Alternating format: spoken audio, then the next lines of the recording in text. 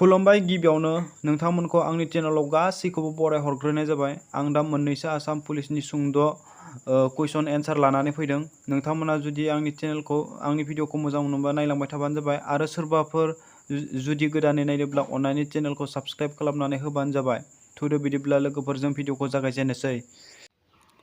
कुइसन number 1 आसामनि गोजामसिन राजाया सोरमोन?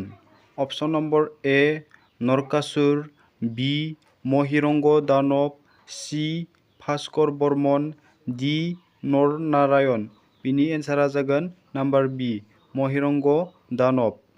कुइसन नम्बर 2 आसामा माब्ला गाहाय कमिसनार प्रदेश आयुक्त प्रदेश जादोंमोन? अप्शन नम्बर ए 1857, बी 1836, सी 1874, डी 1891।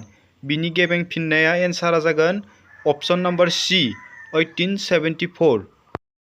कुइसन नम्बर 3 माननि थामथि गाग्लोबनाया बबे मायथाइयाव जादोंमोन?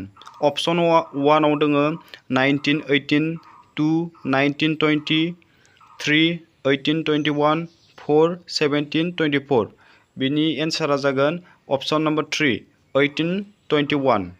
कुइसन नम्बर 4 आहम आरो मुगलफोरनि गेजेराव सरायघाटनि दावहाया माब्ला जादोंमोन? Option number 1 1651, 2 1661, 3 1671, 4 1681। बिनि एन्सारा जागोन अप्शन नम्बर 3 1671।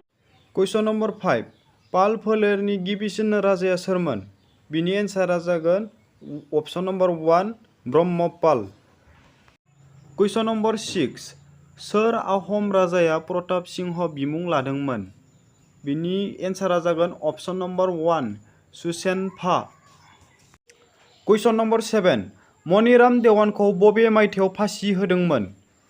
बिनि एन्सारा जागोन अप्शन नम्बर 3 1858 मायथाइयाव मनिराम देवानखौ फासि होदोंमोन।